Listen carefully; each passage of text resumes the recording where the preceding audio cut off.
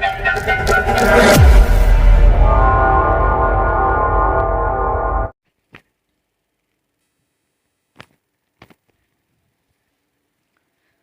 Students, so I welcome on my YouTube channel Rathore classes Mirzaganj. तो आज आप सभी को चैप्टर नंबर 19 का 8वां वीडियो मिलने वाला है। कौन सा वीडियो है ये? 8वां पार्ट या 8वां या 9वां वीडियो होगा, ठीक है ना। जो भी होगा आप देख लीजिएगा। 8वां अगर हो गया तो ये 9वां है, ठीक है ना। तो ये 9वां वीडियो है। तो आज के वीडियो में हम क्या बात करने वाले हैं? वृक्क क्रियाओं का नियमन। आज क्या देखने वाले हैं? कौन से टॉपिक के बारे में पढ़ने वाले हैं?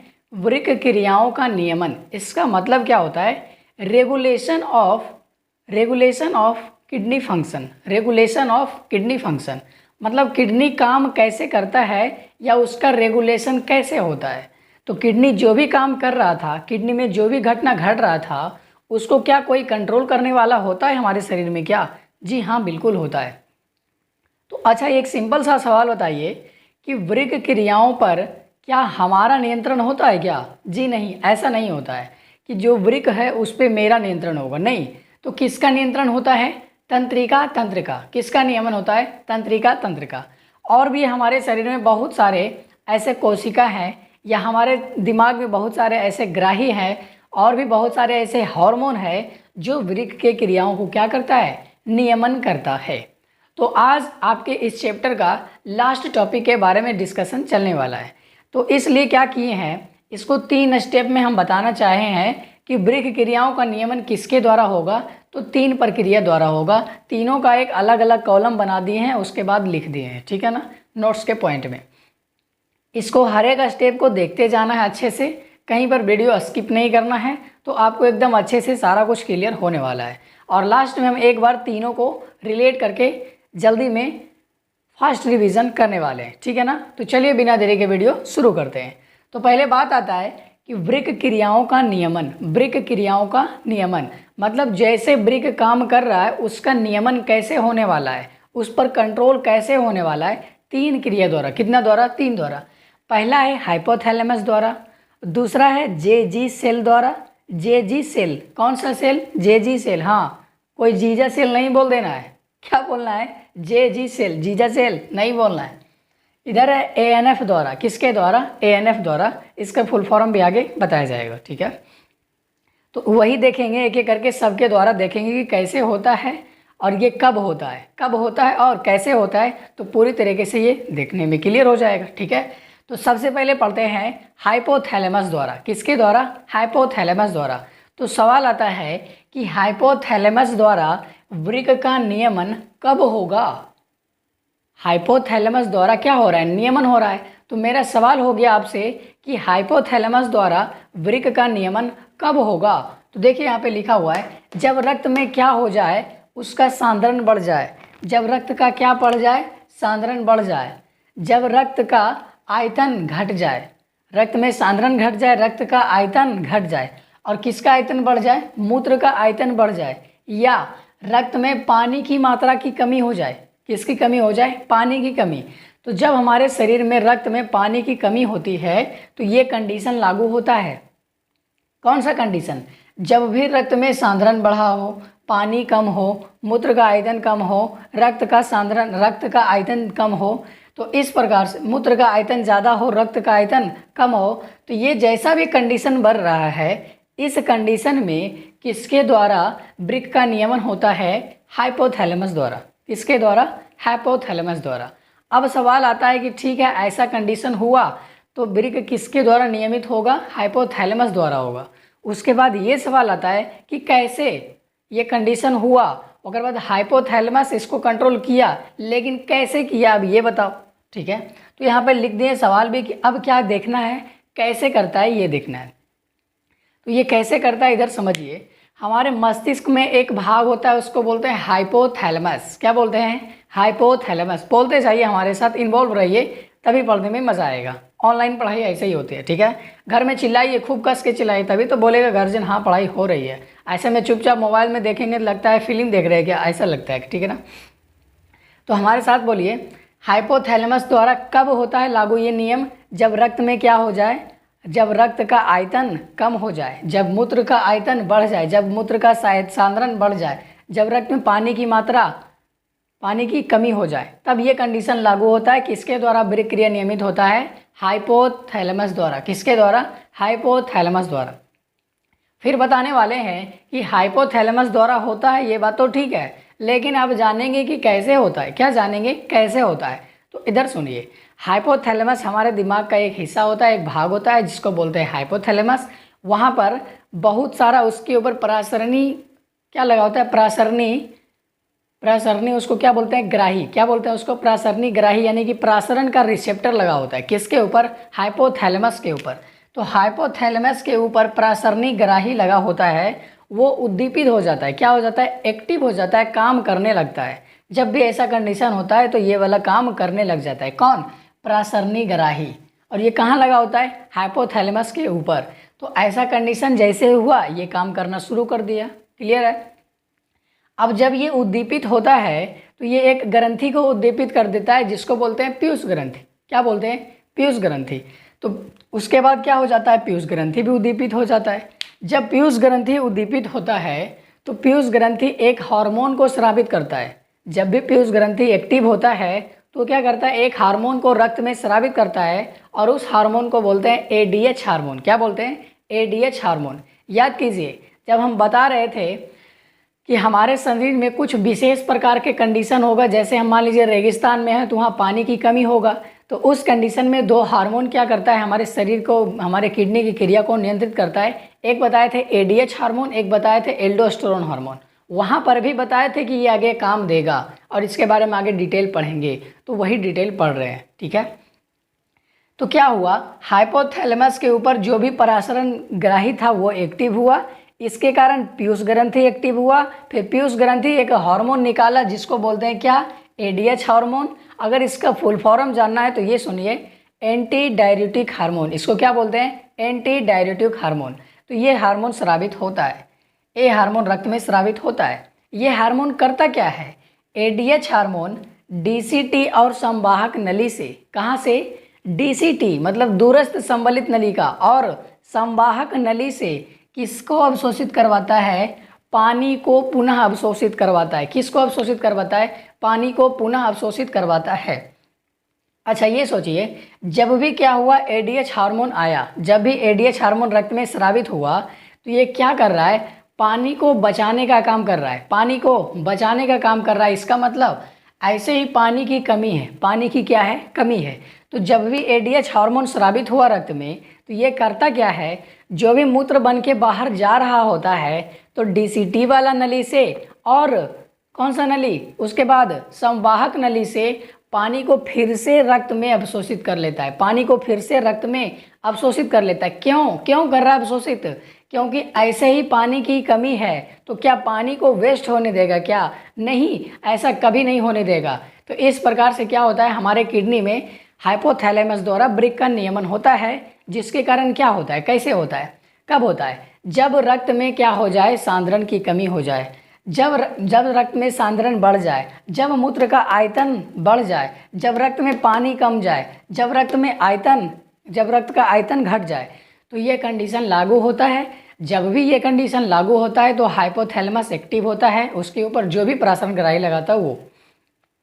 फिर उसके कारण पीयूष ग्रंथि एक्टिव होता है। फिर उसके कारण एक हार्मोन निकलता है जिसको बोलते हैं एडीएच हार्मोन। और वही एडीएच हार्मोन जो निकला है रक्त में, वही क्या करता है? डीसीटी से और संवाहित नलिका से, डीसीटी और संवाहक नलिका से पानी को फिर से बचा लेता है, फिर से अवशोषित कर लेता है। तो ये क्रिया क्या हो जाता है? नियमन हो जाता है।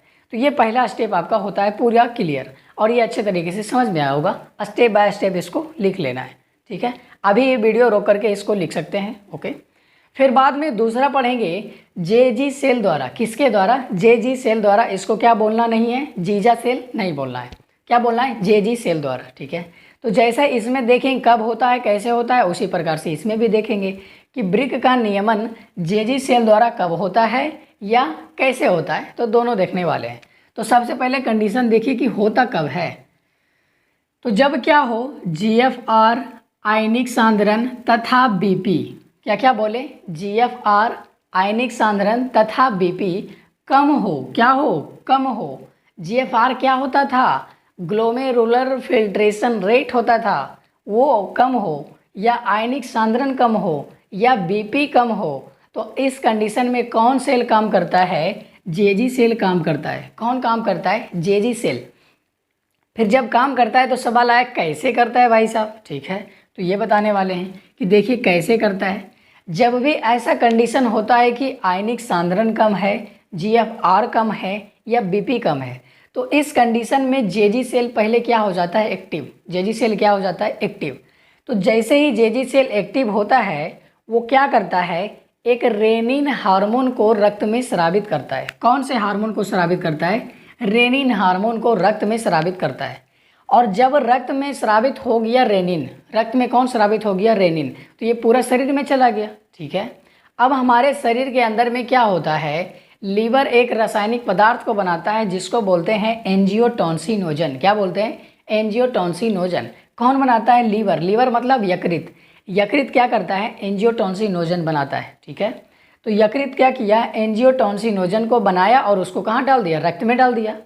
तो हमारा जेजी सेल रक्त में क्या डाला था? रेनिन। और लीवर क्या डाल रहा है? एंजियोटेंसिन। तो दोनों क्या मिल जाएगा क्या रक्त में? जी हाँ, बिल्कुल मिल जाएगा। अब होगा क्या? जो भी एंजियोटेंसिनोजन रक्त में मिलाया उसको कौन? लीवर। और जो भी रक्त में मिलाया रेनिन, कौन? JG cell. तो इसमें होता क्या है? जो एंजियोटेंसिनोजन है वो एंजियोटेंसिनोजन 1 में बदल जाता है। एंजियोटेंसिनोजन किस में बदल जाता है? एंजियोटेंसिनोजन 1 में। और इसको बदलता कौन है? क्यों कौन बदलता है? रेनिन। कौन बदलता है? रेनिन। कैसे बदलता है?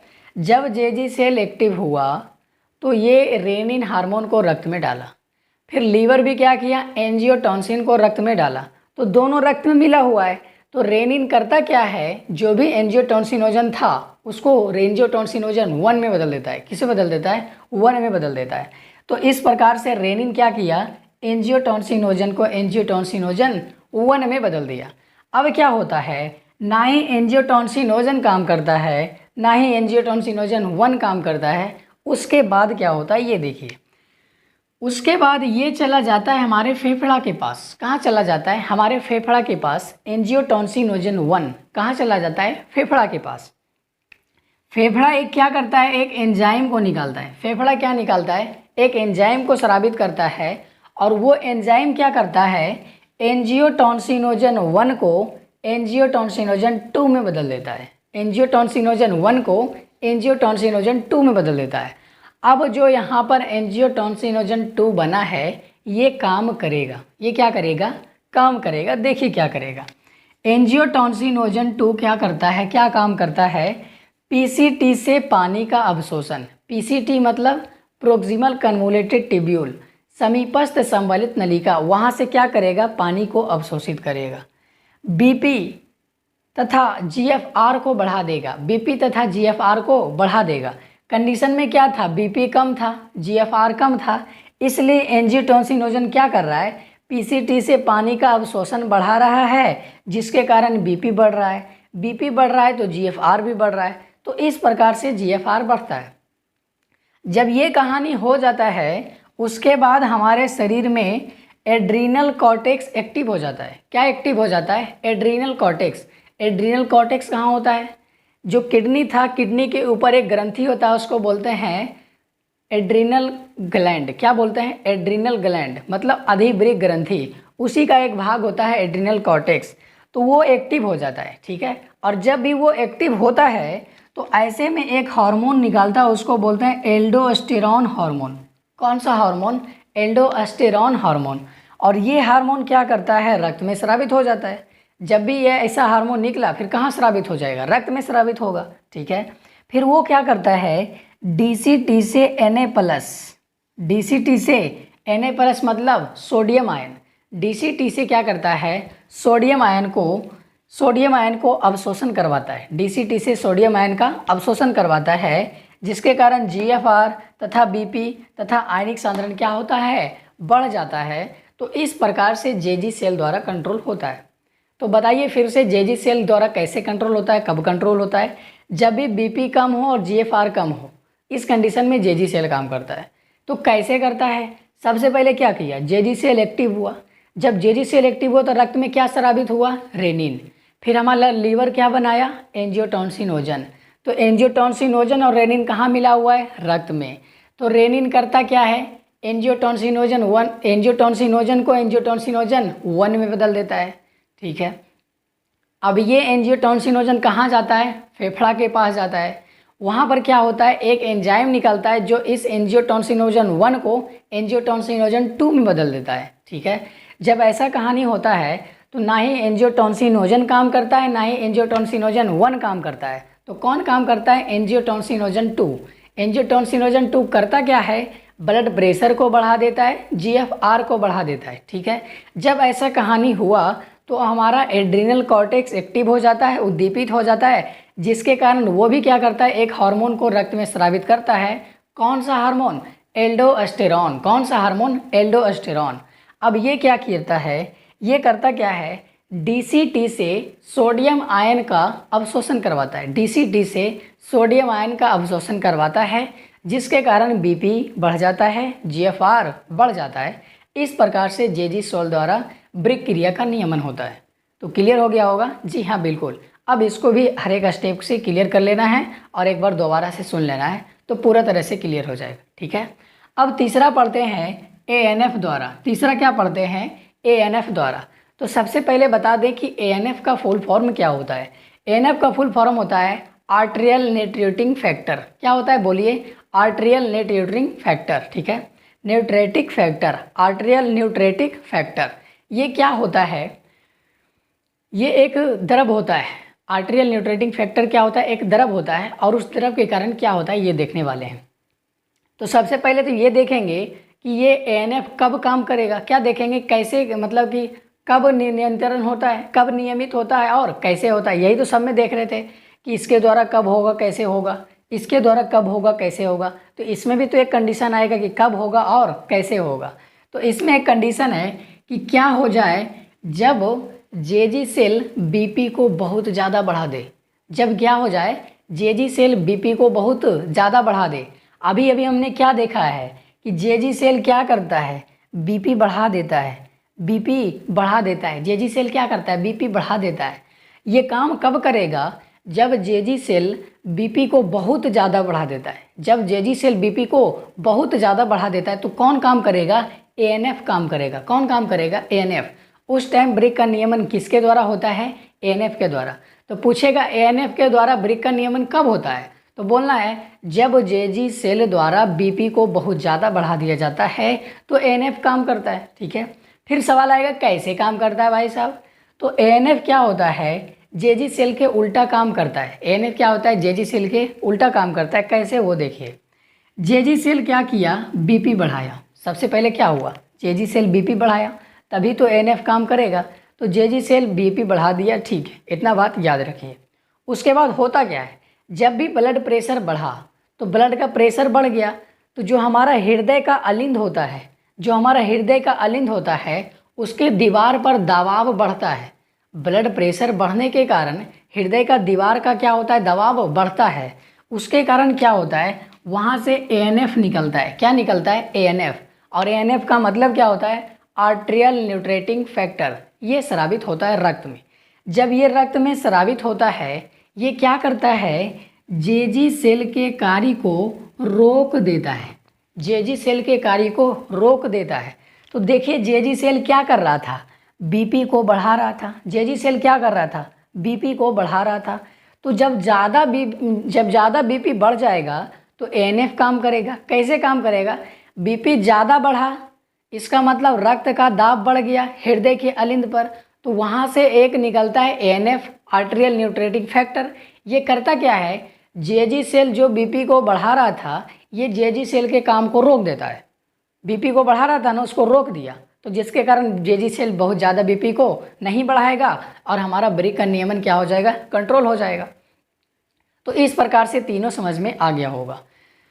इसमें हर एक स्टेप को धीरे धीरे देखना है। और कैसे देखना है कि किसके द्वारा होगा ब्रिक का नियमन, 3 द्वारा। किसके द्वारा होगा, 3 द्वारा। रिवीजन कीजिए, फास्ट रिवीजन। एक होता है हाइपोथैलेमस द्वारा, दूसरा होता है जेजी सेल द्वारा और तीसरा होता है एएनएफ द्वारा। हाइपोथैलेमस द्वारा कब होता है, जब पानी की कमी हो या रक्त आयतन की कमी हो, मूत्र आयतन बढ़ जाए या आयनिक सांद्रण बढ़ जाए, ठीक है। तो तो ये कंडीशन हाइपोथैलेमस द्वारा होता है।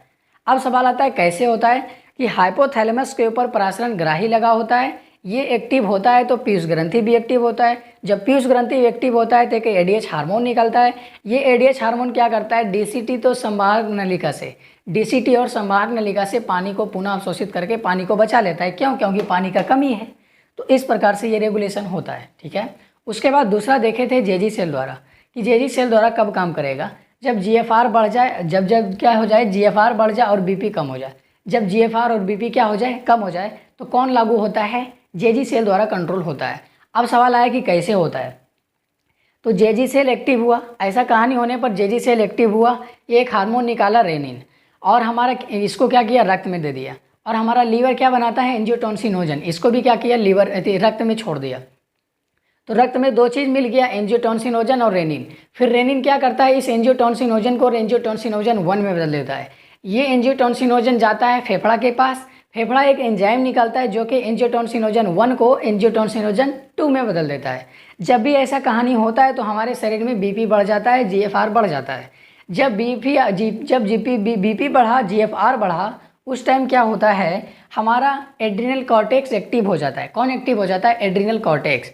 और एड्रिनल कॉर्टेक्स एक्टिव हुआ तो ये भी रक्त में क्या करता है, एक हार्मोन को स्रावित करता है। कौन से हार्मोन, एल्डोस्टेरोन को स्रावित करता है। जब भी एल्डोस्टेरोन स्रावित हुआ तो वो करता क्या है, डीसीटी से सोडियम आयन को अवशोषित करवाता है और बीपी बढ़ जाता है और जीएफआर भी बढ़ जाता है। इस प्रकार से जेजी सेल द्वारा कंट्रोल होता है। फिर सवाल आया एएनएफ द्वारा, किसके द्वारा, एएनएफ द्वारा। तो एएनएफ द्वारा कब काम करता है, कब नियंत्रण होता है, जब जेजी सेल द्वारा ज़्यादा बीपी बढ़ जाए, जब जेजी सेल द्वारा ज़्यादा बीपी बढ़ जाए। ठीक है। तो जब भी जेजी सेल द्वारा ज़्यादा बीपी बढ़ता है तो ऐसे में एएनएफ काम करता है। एएनएफ करता क्या है, जेजी सेल के उल्टा काम करता है। वो बढ़ाने वाला था तो ये रोक देता है उसको। ठीक है ना। कैसे करता है, जेजी सेल बीपी को बढ़ाया तो कौन काम करता है, एएनएफ। कैसे करता है, देखिए, हृदय के अलिंद के दीवार के ऊपर क्या होता है, दबाव बढ़ जाता है। क्यों बढ़ा, क्योंकि जेजी सेल बीपी ज़्यादा बढ़ा दिया। जब ब्लड प्रेशर ज़्यादा बढ़ गया तो हृदय के ऊपर का दबाव तो बढ़े करेगा। जी हाँ। तो जैसे ही ये दबाव बढ़ता है वो क्या होता है, एक द्रव निकलता है वहाँ से, उस वाले भाग से, उसको बोलते हैं एएनएफ, आर्टेरियल न्यूट्रेटिंग फैक्टर। उसके कारण क्या होता है, जेजी सेल के कार्य रुक जाता है। जेजी सेल जो भी काम कर रहा था बीपी को बढ़ाने का काम, उसके काम को क्या करता है, रोक देता है। इस प्रकार से हमारा ब्रेक क्रिया का नियमन होता है समाप्त, और इसी के साथ आपका चैप्टर भी होता है समाप्त। तो उम्मीद करता हूँ कि ये पूरा चैप्टर बहुत ही आपके ब्रेन में अच्छे तरीके से सेट हो गया, बहुत ही अच्छे तरीके से क्लियर कट तरीके से समझ में आया होगा। इसी प्रकार से बने रहिए हमारे साथ, नए चैप्टर की शुरुआत करने वाले हैं आगे। ठीक है ना। इसी प्रकार बने रहे हमारे साथ, मिलते रहिए अगले वीडियो में, इंतजार कीजिए नया चैप्टर का। मिलते हैं अगले वीडियो में, तब तक के लिए धन्यवाद।